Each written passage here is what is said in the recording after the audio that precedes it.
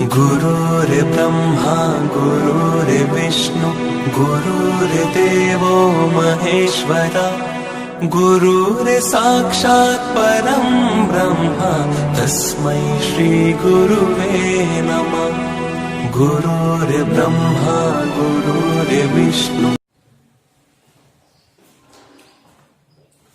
Good morning विद्यार्थी मित्र, जय Somnath. Online education ની અંદર તમારા બધાનું હાર્દિક સ્વાગત છે। હવે વિદ્યાર્થી મિત્ર, આપણે નેક્સ્ટ લેક્ચર ની અંદર હેલો આલ્કેન અને હેલો એરીન એમાં પણ ખાસ કરીને કેમિકલ રિએક્શન જેનું નામ હતું SN2 રિએક્શન, તો SN2 રિએક્શન આપણે ઓલરેડી ભણ્યા છે। હવે આપણે જોવાનું છે SN1 reaction, lecture number 2। SN1 ની વાત કરવાની છે વિદ્યાર્થી મિત્ર। તો એકદમ મેં SN2 જ્યારે હું ભણાવતો હતો ત્યારે મેં તમને કીધું હતું કે SN1 રિએક્શન છે એ SN2 ની ઓપોઝિટ છે, મતલબ SN2 રિએક્શન જે હતી એની ઓપોઝિટ SN1 રિએક્શન આપણે જોવાની છે। તો વિદ્યાર્થી મિત્ર, SN2 રિએક્શન ની અંદર કેટલાક મુદ્દાઓ જોયા હતા, એનું માત્ર શોર્ટ રિવિઝન કરી નાખીએ, પછી હું SN1 અને SN2 બંનેનો ડિફરન્સ તમને સમજાવીશ SN1 પૂર્ણ થયા બાદ। તો હવે વિદ્યાર્થી મિત્ર, આપણે SN2 જે નેક્સ્ટ લેક્ચર ની અંદર મુદ્દાઓ જોયા એ મુદ્દાઓને થોડી અહીં વાગોળી લઈએ। તો SN2 રિએક્શન ની અંદર મેં કીધું SN2 રિએક્શન છે સિંગલ સ્ટેપ રિએક્શન છે। કઈ સ્ટેપ રિએક્શન છે? સિંગલ સ્ટેપ રિએક્શન છે, મતલબ એક તબક્કામાં થતી પ્રક્રિયા છે। આ ઉલટું એનાથી, ત્યાં એક તબક્કામાં થતી હતી તો આ બે તબક્કામાં થતી રિએક્શન છે। સેકન્ડ પોઈન્ટ આપણે જોયો હતો કે SN2 પ્રક્રિયાનો આધાર સબસ્ટ્રેટ અને ન્યુક્લિયોફિલિક બંનેની સાંદ્રતા પર આધાર રાખતો હતો, મતલબ ત્યાં પ્રક્રિયા વેગ કેટલો હતો? 2, કારણ કે સબસ્ટ્રેટ ઉપર ડિપેન્ડ રાખે અને ન્યુક્લિયોફિલિક ઉપર ડિપેન્ડ હતો। આ માત્ર SN1 રિએક્શન નો પ્રક્રિયા વેગ 1 થશે, કારણ કે SN1 રિએક્શન છે એ નો પ્રક્રિયા વેગ 1 છે, કારણ કે ઓન્લી સબસ્ટ્રેટ ની સાંદ્રતા પર આધાર રાખે છે। ત્યારબાદ એનો થર્ડ પોઈન્ટ એવો જોયો હતો કે CX બંધ તોડવા માટે અપ્રોટીક દ્રાવકોની જરૂર પડતી હતી, મતલબ અધ્રુવીય દ્રાવકોની જરૂર પડતી હતી। આ SN1 રિએક્શનમાં CX બંધ તોડવા માટે પ્રોટીક દ્રાવકો મતલબ ધ્રુવીય દ્રાવકોની જરૂર પડે છે।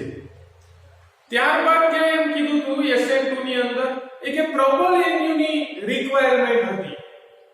NU કેવા પ્રકારનો હોવો જોઈએ SN2 માં? તો કે પ્રબળ।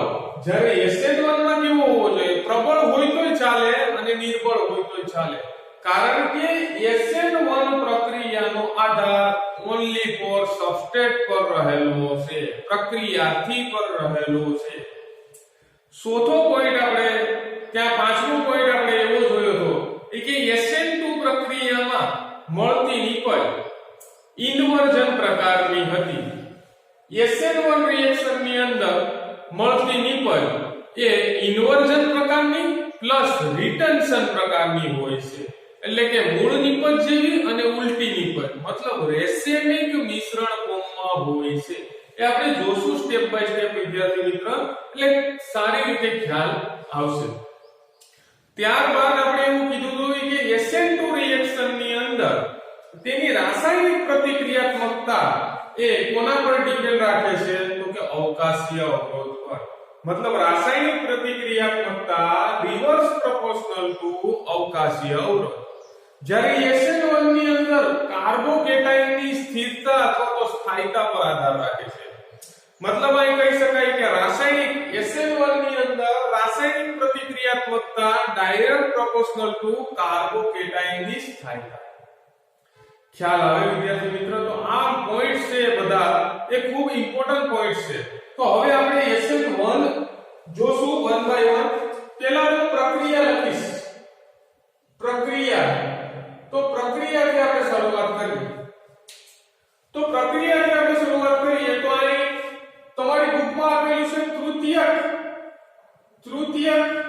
ब्यूटाइल, तृतीयक ब्यूटाइल ब्रोमाइड, तृतीयक ब्यूटाइल ब्रोमाइड ની હાઇડ્રોક્સાઇડ આયન,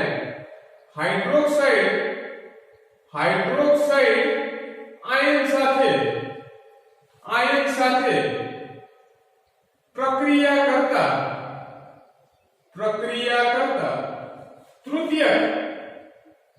તૃતીયક ब्यूटाइल आल्कोहोल निपज મળે છે,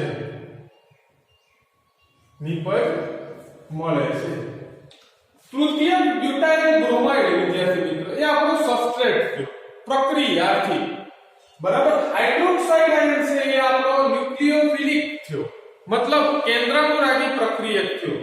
હવે જેવો હાઇડ્રોક્સાઇડ આયન તૃતીયક બ્યુટાઇલ બ્રોમાઇડ પર એટેક કરે ત્યારે તૃતીયક બ્યુટાઇલ આલ્કોહોલ પ્રકારની નિપજ મળે છે. તો હવે વિદ્યાર્થી મિત્રો તૃતીયક બ્યુટાઇલ બ્રોમાઇડ નું સ્ટ્રક્ચર હું અહીં ડ્રો કરું તો આ તૃતીયક બ્યુટાઇલ બ્રોમાઇડ નું સ્ટ્રક્ચર છે, તૃતીયક બ્યુટાઇલ બ્રોમાઇડ નું સ્ટ્રક્ચર છે આ Br. કોની સાથે પ્રક્રિયા કરવાની છે તો કે હાઇડ્રોક્સાઇડ આયન સાથે. શું મળશે તો કે OH છે Br ની જગ્યાએ બેસશે, CH3 કાર્બન CH3 અને આ OH વત્તા Br ને હું વિસ્થાપન થશે તો અહીં હું લખી શકું આને શું કહેવાય તૃતીયક બ્યુટાઇલ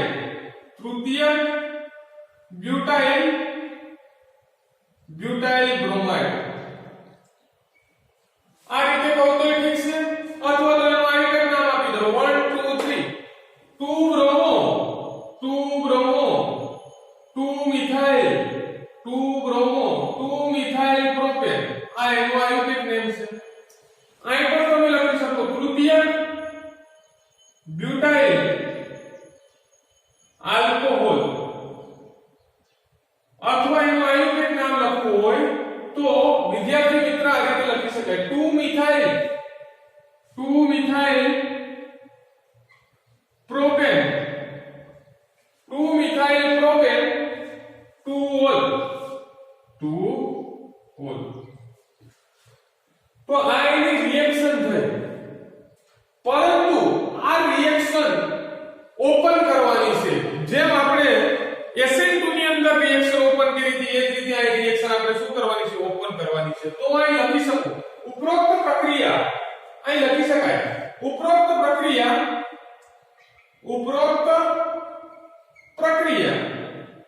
બે તબક્કામાં થાય છે. આ રિએક્શન છે બે તબક્કામાં થાય છે. પ્રથમ તબક્કામાં CH બંધ મતલબ CBr બંધ અથવા તો CBr લખી શકો, CBr બંધ ધ્રુવીય હોવાથી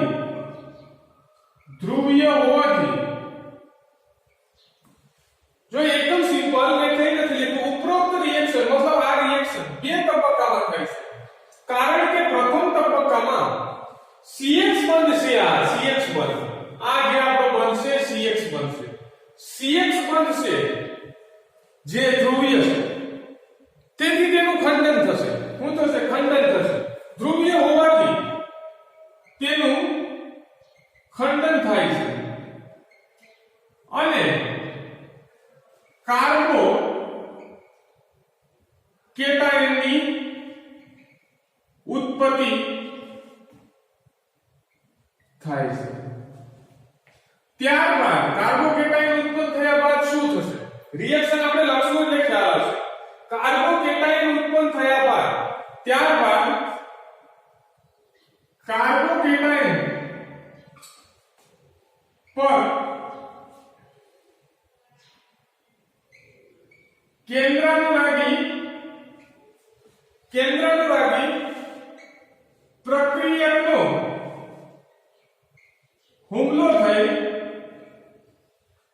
વિસ્થાપિત સ્થાયી નિપજ મળશે, વિસ્થાપિત થાય નિપજ મળશે.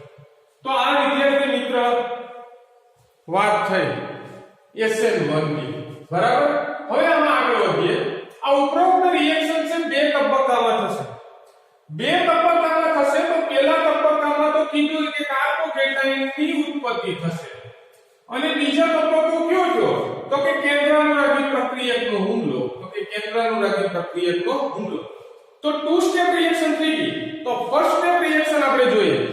ટુ સ્ટેપ રિએક્શન થઈ એની અંદર આપણે પ્રથમ સ્ટેપ જોઈએ. તો સ્ટેપ 1 અથવા તો તબક્કો 1 જોઈએ આપણે. તો તબક્કા 1 ની અંદર આપણે વાત કરીએ કે કાર્બોકેટાયનની ઉત્પત્તિ. કાર્બોકેટાયનની ઉત્પત્તિ. તો કાર્બોકેટાયનની ઉત્પત્તિ કઈ રીતે થશે? તો આપણે જોઈએ કાર્બોકેટાયનની ઉત્પત્તિ. તબક્કો 1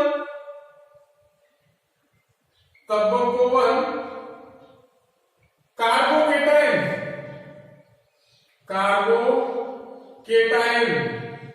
ની ઉત્પત્તિ.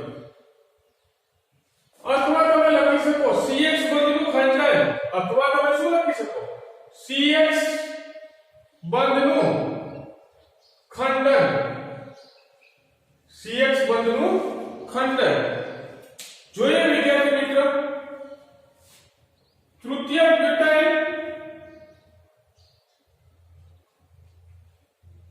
બ્યુટાઇલ આલ્કોહોલ ડ્રો કરો. તૃતીય બ્યુટાઇલ આલ્કોહોલ ડ્રો કર્યો, Br હતો. સૌપ્રથમ તબક્કા 1 ની અંદર વિદ્યાર્થી મિત્ર એવું કીધું છે કે CH બંધ ધ્રુવીય છે, તેથી તેનું થશે ખંડન થશે. શું થશે? ખંડન થશે. પણ કોની હાજરીમાં ખંડન થશે? તો કે પ્રોટીક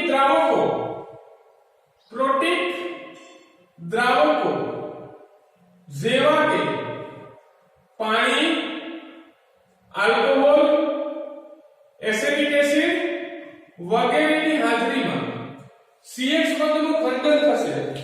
તો કાર્બન અને હેલોજન થયો. તો કાર્બન અને હેલોજનમાં કાર્બનની વિદ્યુત ઋણતા હેલોજનની કમ્પેરિઝનમાં ઓછી છે વિદ્યુત ઋણતા. તો આ આંશિક રીતે ધન વિસ્ભારિત બનશે અને આંશિક રીતે ઋણ વિસ્ભારિત બનશે.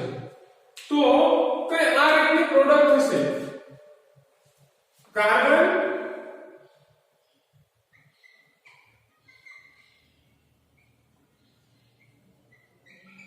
આંશિક રીતે ધન વિસ્ભારિત બન્યો અને હેલોજનનું વિસ્થાપન થશે.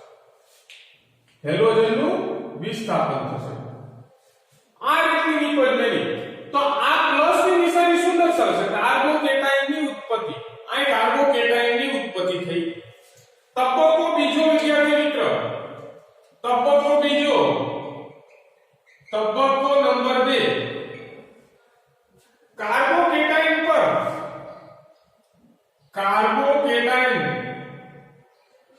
પર NU મતલબ કેન્દ્રાનુરાગી પ્રક્રિયકનો હુમલો.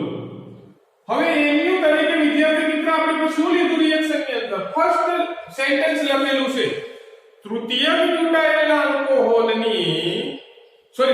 બ્યુટાઇલ બ્રોમાઇડની હાઇડ્રોક્સાઇડ આયન સાથે પ્રક્રિયા કરતા તૃતીય બ્યુટાઇલ આલ્કોહોલ નિપજ મળે છે. તો NU નો હુમલો કાર્બોકેટાયન પર કરવાનો છે વિદ્યાર્થી મિત્રો. તો NU તરીકે આપણે કોને લીધો? તો કે OS આયન ને લીધેલો છે. કોને લીધેલો છે? OS આયન ને લીધેલો છે. તો જોઈએ વિદ્યાર્થી મિત્ર રિએક્શન. તો રિએક્શન જોઈએ તો હવે આપણી પાસે કાર્બોકેટાયન છે. તો આ કાર્બોકેટાયન આપણી સમક્ષ છે. તો કાર્બોકેટાયન પર NU નો હુમલો કરવાનો છે. હવે SN2 રિએક્શન ની અંદર બરાબર સમજો વિદ્યાર્થી મિત્ર. SN2 રિએક્શન ની અંદર NU નો હુમલો સામેથી થઈ શકતો નહોતો, કારણ કે સામે શું હતું? તો કે નેગેટિવ ચિહ્ન હતા. તો નેગેટિવ વચ્ચે અપાકર્ષણ થતું. પરંતુ આ જો NU નો હુમલો સામેથી કરવામાં આવે કે પાછળથી કરવામાં આવે, બંને તરફથી NU નો હુમલો શક્ય છે.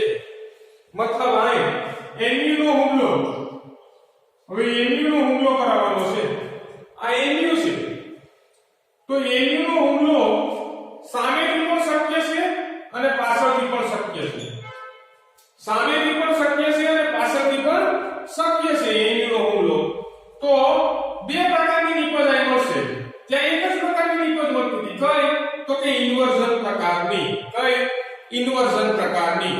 આ ઇન્વર્ઝન પણ મળશે વિદ્યાર્થી મિત્ર અને રિટેન્શન પ્રકારની નિપજ પણ મળશે, કારણ કે બંને તરફથી એમયુ નો હુમલો શક્ય છે. બરાબર સમજો, એકદમ સિમ્પલ મિકેનિઝમ છે, કઈ છે નહીં મિકેનિઝમમાં. બરાબર. તો હવે સામેથી હુમલો થાય, સામેથી હુમલો મતલબ આ હુમલો સામેથી હુમલો થાય તો જેવો OS આયન કાર્બન પર એટેક કરશે એટલે આ જે બંધ છે એ કઈ રીતે મૂવમેન્ટિંગ કરશે? તો કે ડાબી સાઈડ મૂવમેન્ટિંગ કરશે. મતલબ આ પ્રકારની કઈ નિપજ મળશે, કાર્બન મિથાઇલ ગ્રુપ અને અહીં શું જોડાશે? તો કે OS આયન જોડાશે. આ જે નિપજ મળી છે એ રિટન્શન પ્રકારની નિપજ છે. રિટન્શન પ્રકારની નિપજ છે વિદ્યાર્થી. રિટન્શન પ્રકારની નિપજ મતલબ તો કે મૂળ પ્રક્રિયાથી જેવી નિપજ. આ મૂળ પ્રક્રિયા એમાં મિથાઇલ ગ્રુપ કઈ બાજુ છે? તો કે મિથાઇલ ગ્રુપ ડાબી બાજુ છે. કઈ બાજુ છે વિદ્યાર્થી મિત્ર? ડાબી બાજુ છે. તો રિટન્શન પ્રકારની નિપજમાં પણ બરાબર મિથાઇલ ગ્રુપ કઈ બાજુ છે? તો કે ડાબી સાઈડ છે. મતલબ મૂળ નિપજ જેવી નિપજ એ પણ લખી શકાય. બરાબર, ખ્યાલ આવ્યો? અથવા આને ડેક્સ્ટ્રો પણ કહી શકાય. આ તો સામેથી હુમલો થયો. હવે વિદ્યાર્થી મિત્ર પાછળથી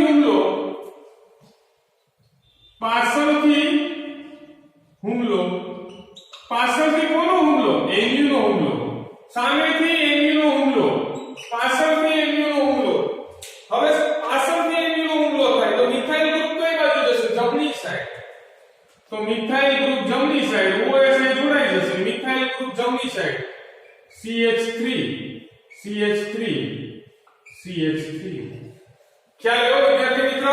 તો આ જે નિપજ થઈ એ ઇન્વર્ઝન પ્રકારની નિપજ થઈ.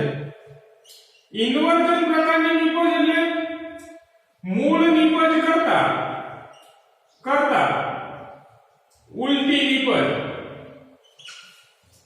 મૂળ પ્રક્રિયાથી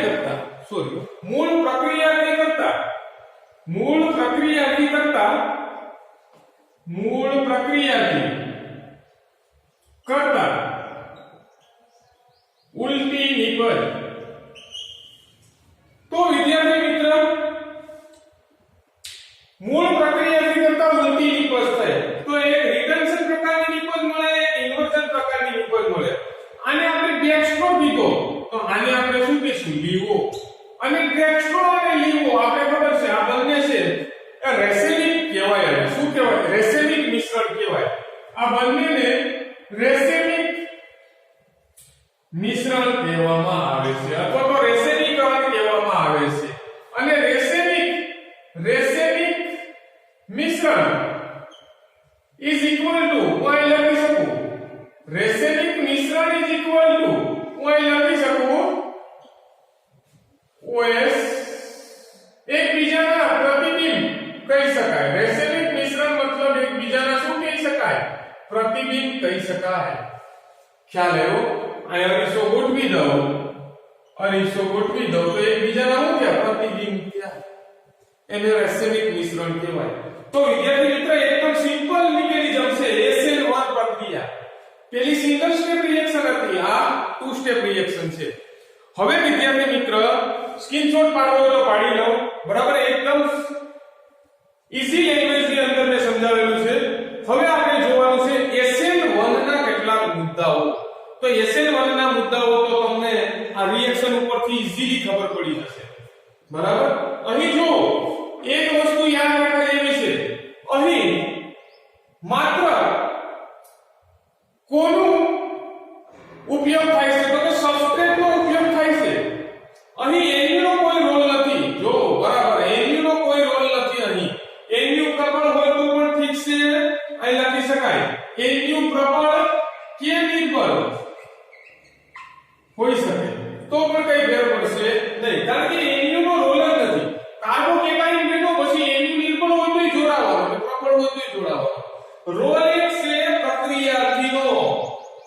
રોલ કોનો છે તો કે પ્રક્રિયાર્થીનો રોલ છે મહત્વનો. અને બીજો કાર્બોકેટાઇનની સ્થિરતા પરનો રોલ છે. કાર્બોકેટાઇનની સ્થાયીતા પરનો રોલ છે વિદ્યાર્થી મિત્રો. ખ્યાલ આવ્યો છે? તો હવે આપણે કેટલાક મુદ્દાઓ લખીએ પછી આપણે આગળ વધીએ. બરાબર? તો મુદ્દાઓ આપણે લખીએ, સ્ક્રીનશોટ પાડવો હોય તો પાડી લો. હવે આપણે SN2 ના કેટલાક મુદ્દાઓ જોવાના છે. SN2 રિએક્શન ના કેટલાક મુદ્દાઓ. તો પ્રથમ મુદ્દો આપણે જોઈએ એમાં. તો પ્રથમ મુદ્દો આપણે એમ કહી શકાય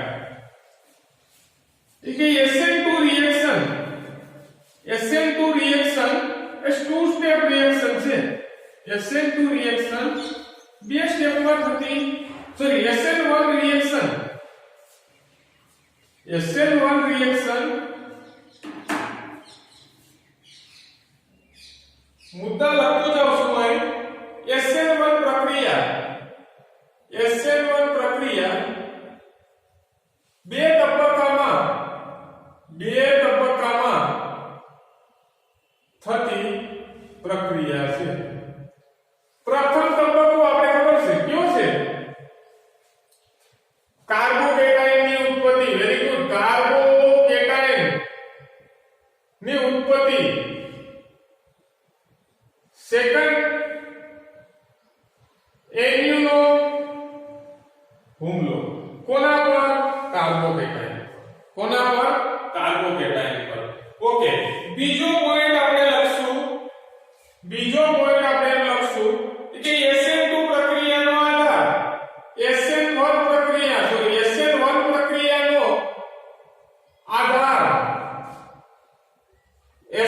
પ્રક્રિયાનો આધાર ઓન્લી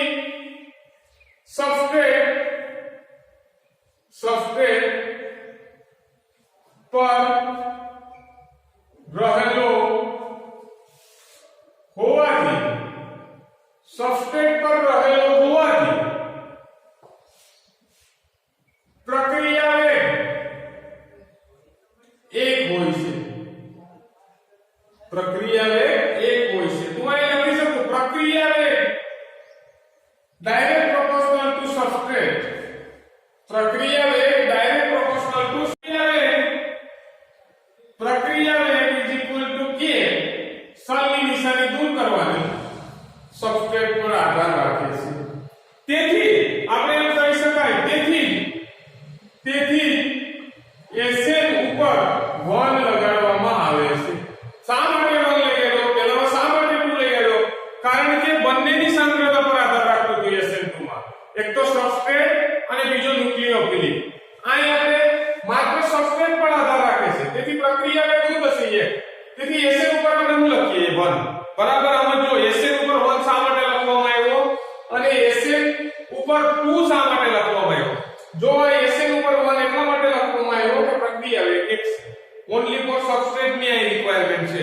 ત્યાં સબસ્ટ્રેટ અને ન્યુક્લિયોફિલિક મતલબ પ્રક્રિયાથી અને કેન્દ્રાનુરાગી પ્રક્રિયક બંનેની જરૂર હતી. અહીં માત્ર પ્રક્રિયાથી જ જરૂર છે. ઓકે. એના પછીનો થર્ડ મુદ્દો શરૂઆતમાં SN1 પ્રક્રિયા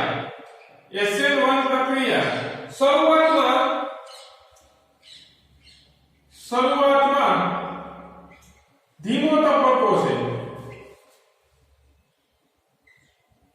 અથવા તો ધીમી રિએક્શન થાય છે. બરાબર? શરૂઆતમાં ધીમી પ્રક્રિયા થાય છે અને ત્યારબાદ પ્રક્રિયા ઝડપી બને છે.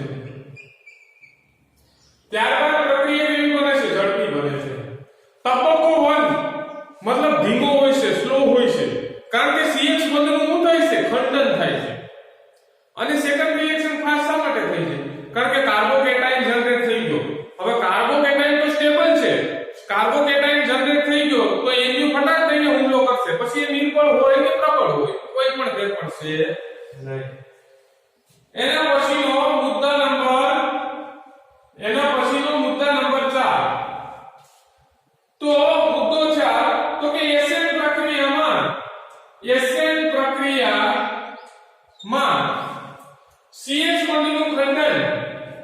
CH બંધનું ખંડન પ્રોટીક દ્રાવકો જેવા કે મિથેનોલ, પાણી, આલ્કોહોલ એટલે કે મિથેનોલ વગેરે દ્વારા થાય છે. ખ્યાલ આવ્યો? પાંચમો પોઈન્ટ, બધા પોઈન્ટ અહીં લખું છું. પાંચમો પોઈન્ટ તો પોઈન્ટ નંબર 5 એમ લખી શકાય કે એસેન પ્રક્રિયા માં પ્રબળ કે નિર્બળ એન્યુની રિક્વાયરમેન્ટ છે. પ્રબળ કે નિર્બળ એન્યુની રિક્વાયરમેન્ટ છે. એના પછીનો પોઈન્ટ નંબર 6 તો કે એસેન પ્રક્રિયામાં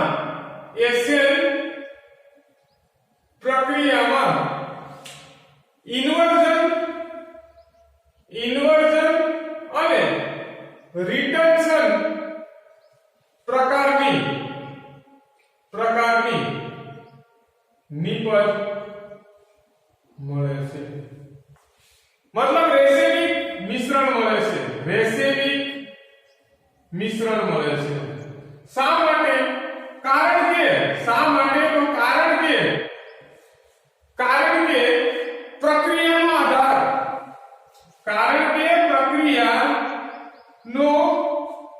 આધાર, સબસ્ટ્રેટ અને કાર્બોકેટાયન ની સ્થાયીતા પર રહેલો છે.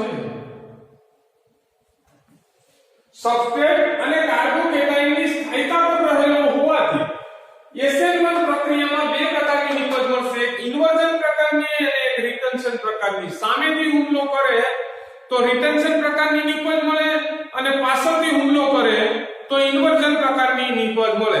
મતલબ આ બંને નિપજો એકબીજાની શું છે? પ્રતિબિંબ. તો એકને ડેક્સ્ટ્રો કહેશું તો એકને લીવો કહેશું. તો dextro plus levo is equal to racemic મિશ્રણ. ખ્યાલ આવે છે વિદ્યાર્થી મિત્ર? ઓકે. હવે 7મો પોઈન્ટ નંબર 7 ખૂબ જ ઇમ્પોર્ટન્ટ MCQ માટે ખૂબ જ ઇમ્પોર્ટન્ટ પોઈન્ટ છે. પોઈન્ટ 7 MCQ માટે ખૂબ જ ઇમ્પોર્ટન્ટ પોઈન્ટ છે. તો કે SN1 પ્રક્રિયાની રાસાયણિક પ્રતિક્રિયાત્મકતા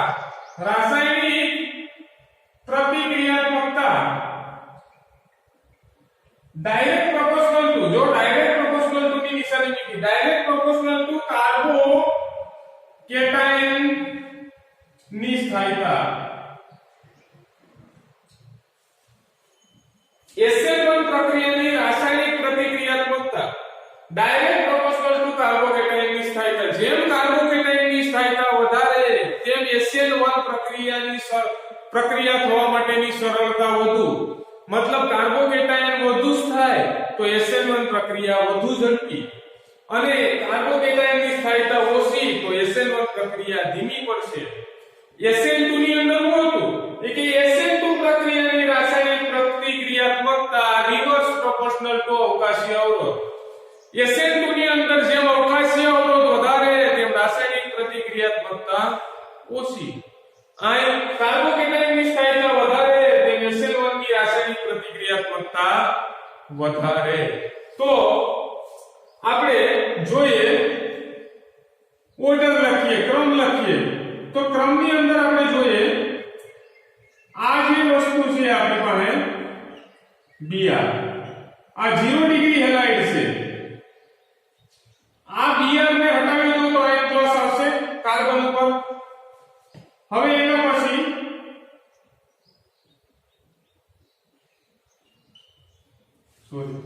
એના પછી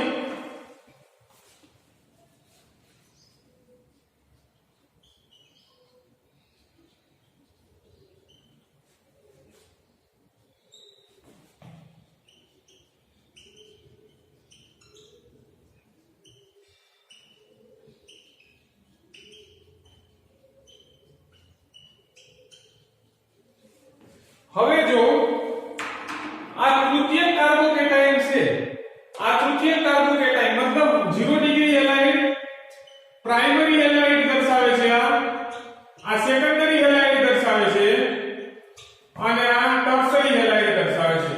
હવે ટર્શરી હેલાઇડમાં હેલોજનને દૂર કરો તો તૃતીય કાર્બોકેટાયન જનરેટ થશે, અહીં હેલોજનને દૂર કરો તો સેકન્ડરી કાર્બોકેટાયન, અહીં પ્રાઇમરી કાર્બોકેટાયન, અહીં 0 ડિગ્રી કાર્બોકેટાયન જનરેટ થશે. તો કાર્બોકેટાયન કોણ વધારે stable, primary carbocation, secondary carbocation કે ટર્શરી કાર્બોકેટાયન?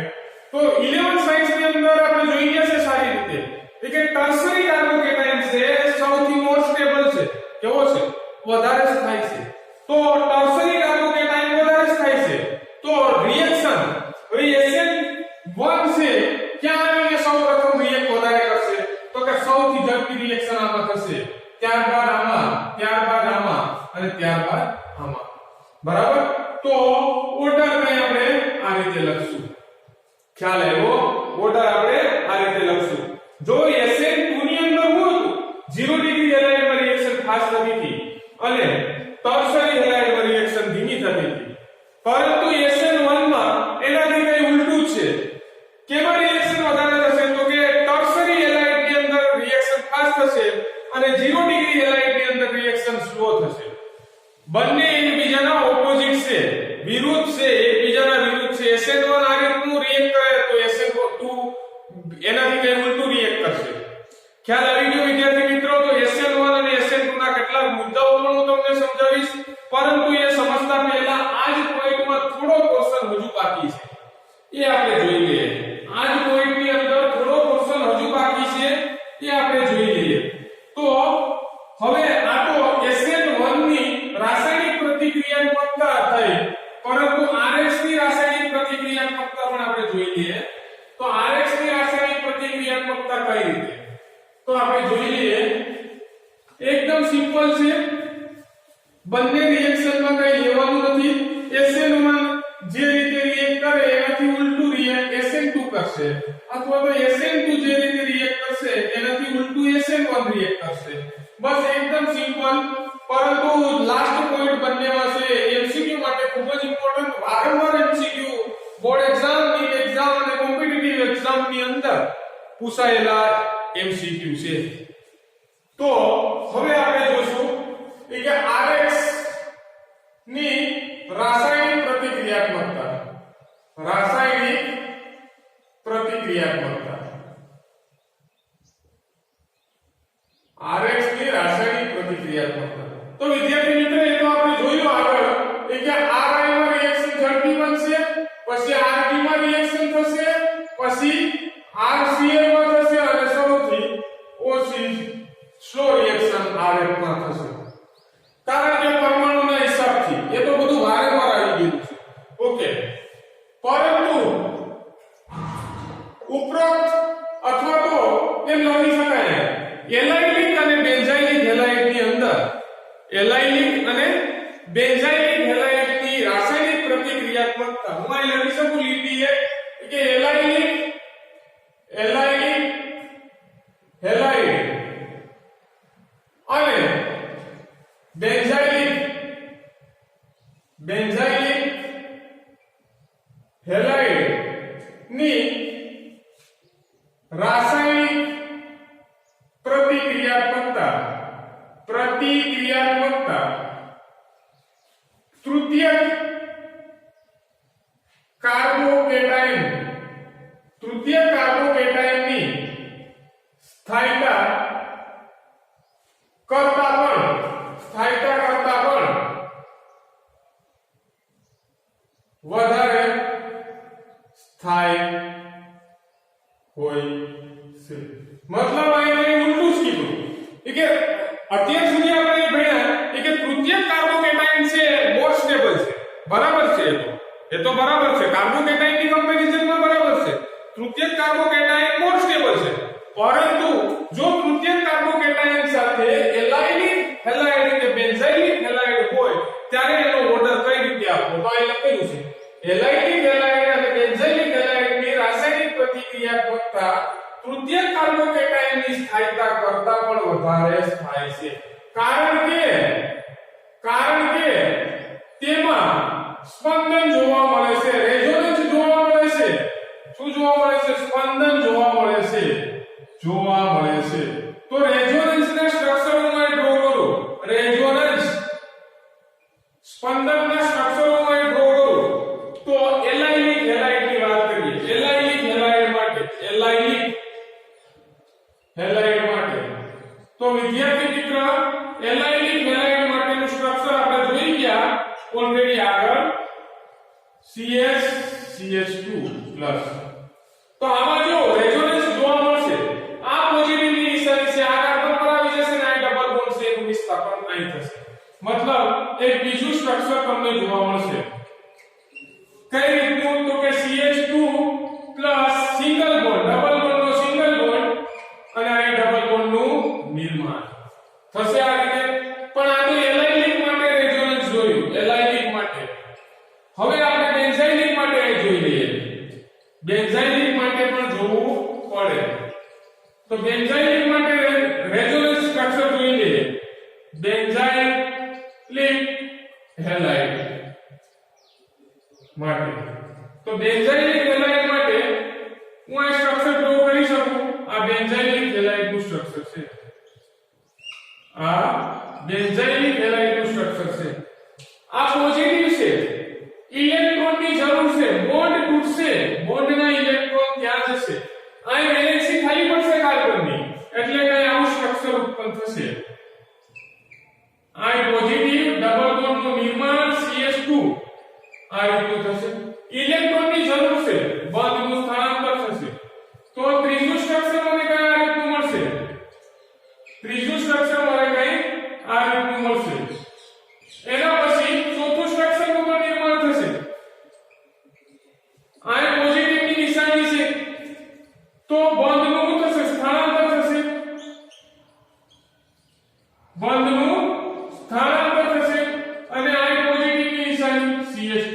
આ ડબલ બોન્ડ છે, ડબલ બોન્ડ આ આવશે, મતલબ આ રીતનું કઈ રેઝોનન્સ સ્ટ્રક્ચર તમને જોવા મળશે. આ રીતના કઈ રેઝોનન્સ સ્ટ્રક્ચર જોવા મળશે. કેમાં? બેન્ઝાઇલિક હેલાઇડમાં અને એલાઇલિક હેલાઇડમાં. મતલબ એલાઇલિક હેલાઇડ અને બેન્ઝાઇલિક હેલાઇડ તૃતીયક કાર્બોકેટાયન કરતાં પણ મોર સ્ટેબલ છે, કારણ કે તેમાં રેઝોનેટિંગ સ્ટ્રક્ચર જોવા મળે છે. ખ્યાલ એવો વિદ્યાર્થી મિત્ર? અને જેમ સ્પંદન વધારે, બરાબર સેન્ટેન્સ યાદ રાખજો, જેમ સ્પંદન વધારે, જેમ રેઝોનન્સ વધારે, તેમ તેની સ્થાયીતા વધારે, તેમ તે મોર સ્ટેબલ. જેમ રેઝોનેટિંગ સ્ટ્રક્ચર વધારે, આ બંનેમાં મોર સ્ટેબલ કોણ? તો કે બેન્ઝાઇલિક હેલાઇડ, કારણ કે સ્ટ્રક્ચર કેટલા છે? 1 2 3 4 અને 5. આમાં 1 અને 2 મતલબ 5 સ્ટ્રક્ચર છે, મતલબ રેઝોનેટિંગ સ્ટ્રક્ચર આમાં વધારે છે, તો આ સ્ટ્રક્ચર છે મોર સ્ટેબલ છે. હવે તમને MCQ ના રૂપમાં એમ લખી શકાય, MCQ ના રૂપમાં કે નીચેનામાંથી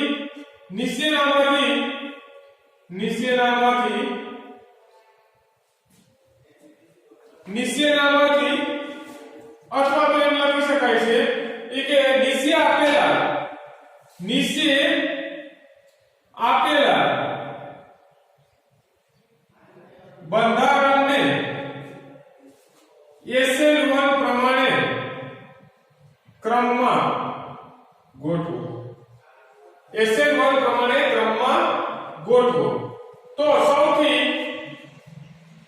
ઝડપી રિએક્શન કેમાં થશે? તો તમને ખબર છે બેન્ઝાઇલિક હેલાઇડ, ત્યારબાદ એલાઇલિક હેલાઇડ, ત્યારબાદ તૃતીય કાર્બોકેટાયન, ત્યારબાદ તૃતીયક કાર્બોકેટાયન, ત્યારબાદ દ્વિતીયક કાર્બોકેટાયન, એના પછી દ્વિતીયક કાર્બોકેટાયન, એના પછી પ્રાથમિક કાર્બોકેટાયન અને એના પછી 0 ડિગ્રી કાર્બોકેટાયન, 0 ડિગ્રી હેલાઇડ, પ્રાથમિક હેલાઇડ, દ્વિતીયક હેલાઇડ, તૃતીયક હેલાઇડ અને એલાઇલિક હેલાઇડ, એલાઇલિક હેલાઇડ અને બેન્ઝાઇલિક હેલાઇડ, બેન્ઝાઇલિક હેલાઇડ. જો ક્યાંય બીઆર નથી જોડ્યો, બીઆર જોડી દો તો હેલાઇડ થઈ જાય. ખ્યાલ આવ્યો વિદ્યાર્થી મિત્રો? તો SN1 પ્રક્રિયાનો ઓર્ડર લખવાનો છે, ક્રમ લખવાનો છે. તો કેમાં ઝડપી થશે? તો કે SN1 આમાં ઝડપી થશે. અને કેમાં સ્લો થશે? તો કે આમાં એકદમ સ્લો થશે. કારણ કે અહીં શું છે? સ્થાયી વધારે છે, આ અનસ્થાયી છે, અનસ્ટેબલ છે. બરાબર? આ સ્ટેબલ છે. મતલબ ઓર્ડર કઈ રીતે આવશે? તો ઓર્ડર આ રીતનો આવશે. કઈ ઓર્ડર આ રીતનો આવશે. તો ખ્યાલ આવી ગયો વિદ્યાર્થી મિત્ર? SN1 ની અંદર સંપૂર્ણ ખ્યાલ આવી જવો જોઈએ. હવે આપણે જોવાનું છે SN1 અને SN2 ના કેટલાક મુદ્દાઓ વચ્ચેનો ડિફરન્સ.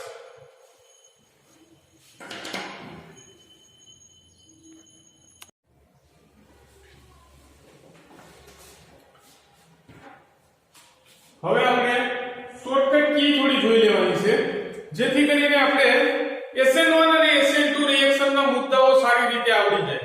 બરાબર? તો ગમે ત્યારે પણ ઊંઘમાં પણ SN1 અને SN2 પૂછાય તો આપણે આવડવી જોઈએ. એકદમ સિમ્પલ મુદ્દાઓ છે, એકદમ એકબીજાના ઓપોઝિટ છે. તો વિદ્યાર્થી મિત્રો SN2 ની વાત કરશું, પછી SN1 ની વાત કરશું.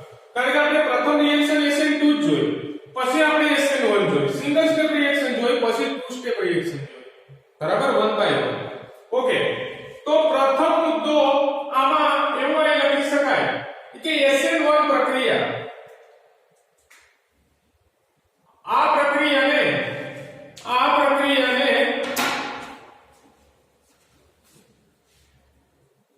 SN2 પ્રક્રિયા એ દ્વિઆણ્વીય કેન્દ્રાનુરાગી વિસ્થાપન પ્રક્રિયા છે. વિસ્થાપન પ્રક્રિયા છે. તેવી જ રીતે આનો મુદ્દો એક લખી શકાય આપણે કે SN1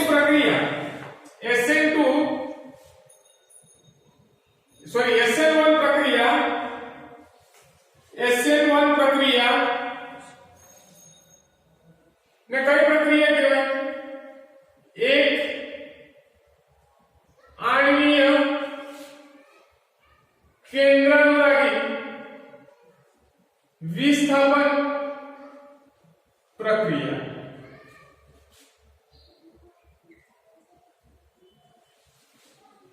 હવે મુદ્દા નંબર 2, મુદ્દો 2 કે SN2 પ્રક્રિયા નો આધાર સબસ્ટ્રેટ અને ન્યુક્લિયોફિલિક, મતલબ પ્રક્રિયાથી અને કેન્દ્રાનુરાગી પ્રક્રિયક બંનેની સાંદ્રતા પર આધાર રાખે છે. બંનેની સાંદ્રતા પર આધાર રાખે છે. સાંદ્રતા પર આધારિત છે. સબસ્ટ્રેટ અને ન્યુક્લિયોફિલિક બંનેની સાંદ્રતા પર આધારિત છે. તેથી પ્રક્રિયા વેગ 2 થશે. તો પ્રક્રિયા વેગ કે સબસ્ટ્રેટ અને ન્યુક્લિયોફિલિક આ રીતે લખી શકાય. આમાં બીજો મુદ્દો કે SN1 પ્રક્રિયા નો આધાર સબસ્ટ્રેટ પર રહેલો છે. તેથી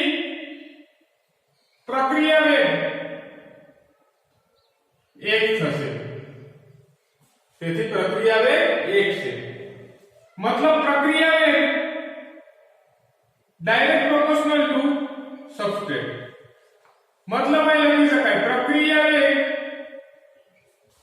k = substrate k into substrate લખી શકાય આ રીતે ઓકે એના પછી ત્રીજો મુદ્દો SN2 પ્રક્રિયામાં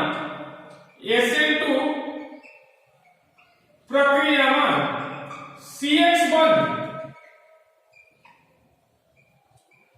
તોડવા માટે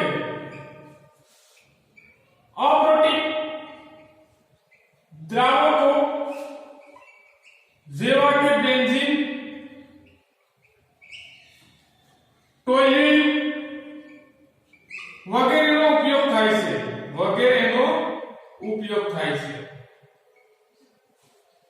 એના પછી ત્રીજો મુદ્દો આ બાજુ SN1 પ્રક્રિયામાં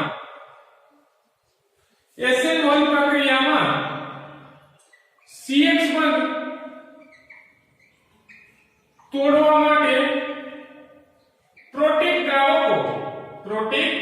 દ્રાવકો જેવા કે મિથેનોલ પાણી વગેરેનો ઉપયોગ થાય છે હવે એના પછીનો મુદ્દો વિદ્યાર્થી મિત્ર કે SN2 પ્રક્રિયામાં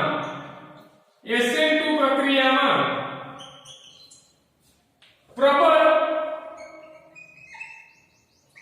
AU ની જરૂર પડે છે આમાં ચોથો મુદ્દો SN1 પ્રક્રિયામાં પ્રબળ કે નિર્બળ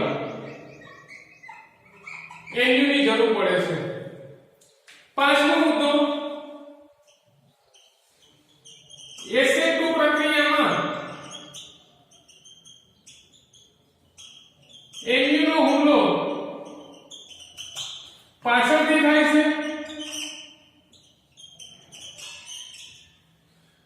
પાંચમો મુદ્દો SN1 પ્રક્રિયામાં AU નો હુમલો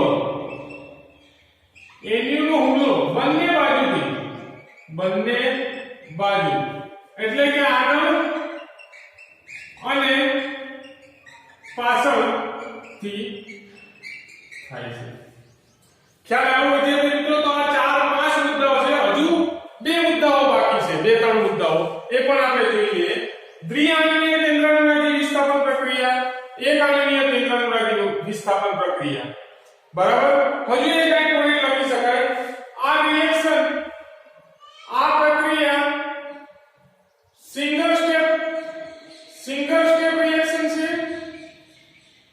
સ્ટેપ રિએક્શન છે અને આ પ્રક્રિયા ટુ સ્ટેપ રિએક્શન છે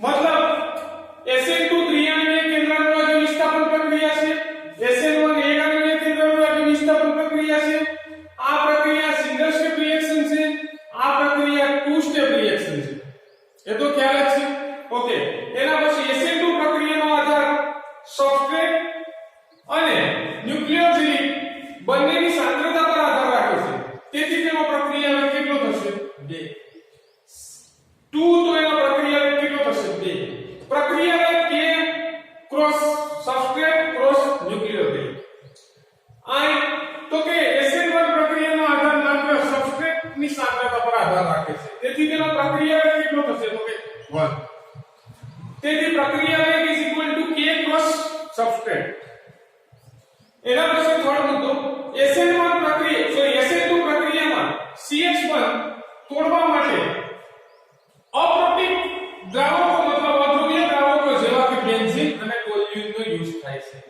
SN1 પ્રક્રિયામાં CH1 તોડવા માટે બંનેમાં CH1 તોડવાનો જ છે પણ ત્યાં પ્રોટીક દ્રાવકો જેવા કે મિથેનોલ અને પાણીનો ઉપયોગ થાય છે એના પછી SN2 પ્રક્રિયામાં પ્રબળ એન્યુની રિક્વાયરમેન્ટ છે અને SN1 પ્રક્રિયામાં પ્રબળ કે નિર્બળ એન્યુની પડે છે.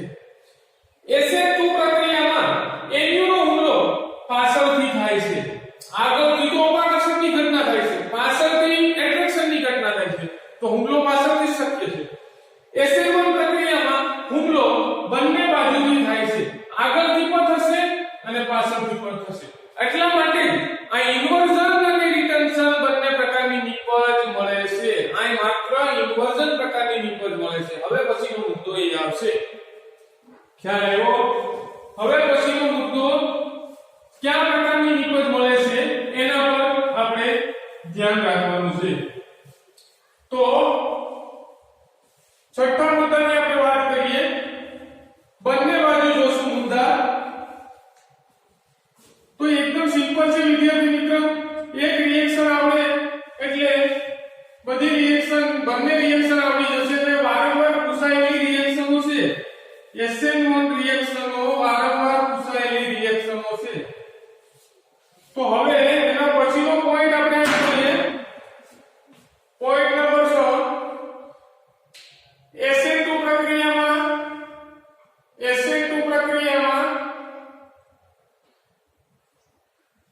ઇન્વર્ઝન પ્રકારની નિપજ મળે છે. શા માટે? એક જ બાજુથી હુમલો શક્ય છે. અહીં SN1 પ્રક્રિયામાં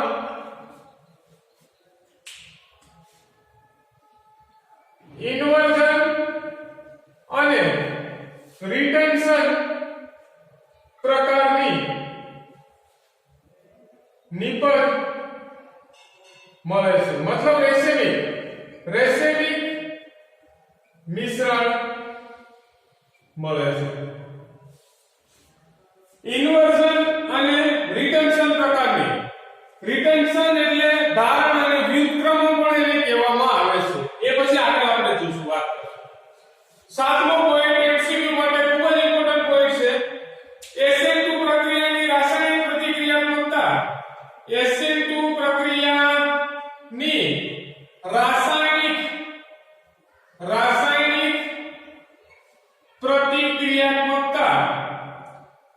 પ્રતિક્રિયાત્મકતા રિવર્સ પ્રોપોર્શનલ ટુ અવકાશીય અવરોધ. જેમ અવકાશીય અવરોધ વધારે તેમ રાસાયણિક પ્રતિક્રિયાત્મકતા ઓછી. કોની? SN2 ની. તો મુદ્દા નંબર 7 નો અહીં પણ જોઈએ. SN1 પ્રક્રિયાની રાસાયણિક પ્રતિક્રિયાત્મકતા ડાયરેક્ટ પ્રોપોર્શનલ ટુ કાર્બોકેટાયન ની સ્થાયીતા. જેમ કાર્બોકેટાયન ની સ્થાયીતા વધારે તેમ તેની SN1 ની પ્રક્રિયા રિએક્શન કરવાની પ્રતિક્રિયાત્મકતા ઝડપી. હવે અહીં ઓર્ડર જોઈએ. ઓર્ડર કેમાં પ્રથમ રિએક્શન થશે? તો કે 0 ડિગ્રી હેલાઇડમાં, પછી પ્રાઇમરી હેલાઇડ, પછી સેકન્ડરી હેલાઇડ અને ટર્શરી હેલાઇડ. અહીં જોઈએ તો કે ટર્શરી હેલાઇડમાં પહેલા રિએક્શન થશે, પછી સેકન્ડરી હેલાઇડ, પછી પ્રાઇમરી હેલાઇડ અને 0 ડિગ્રી હેલાઇડ. એકબીજાથી અપોઝિટ. જો MCQ ની અંદર આ પોઈન્ટ છે, ઓર્ડર વાળો પોઈન્ટ, એ ખૂબ જ ઇમ્પોર્ટન્ટ છે. આ જે પોઈન્ટ છે ખૂબ જ ઇમ્પોર્ટન્ટ પોઈન્ટ છે MCQ માટે. Point number 7. આ યાદ રાખવાનું છે. અવકાશીય અવરોધ વધારે તો SN2 પ્રક્રિયાની રાસાયણિક પ્રતિક્રિયાત્મકતા ઓછી. કાર્બોકેટાયનની સ્થાયીતા વધારે તો SN1 પ્રક્રિયાની રાસાયણિક પ્રતિક્રિયાત્મકતા વધારે. હવે વિદ્યાર્થી મિત્ર, અહીં SN1 અને SN2 ની સંપૂર્ણ માહિતી પૂર્ણ થાય છે. હવે તમારા પાઠ્યપુસ્તકની અંદર ઘણા કોયડાઓ આપેલા છે. એ કોયડાઓ તરફ આપણે આગળ વધશું. ખ્યાલ આવ્યો વિદ્યાર્થી મિત્ર?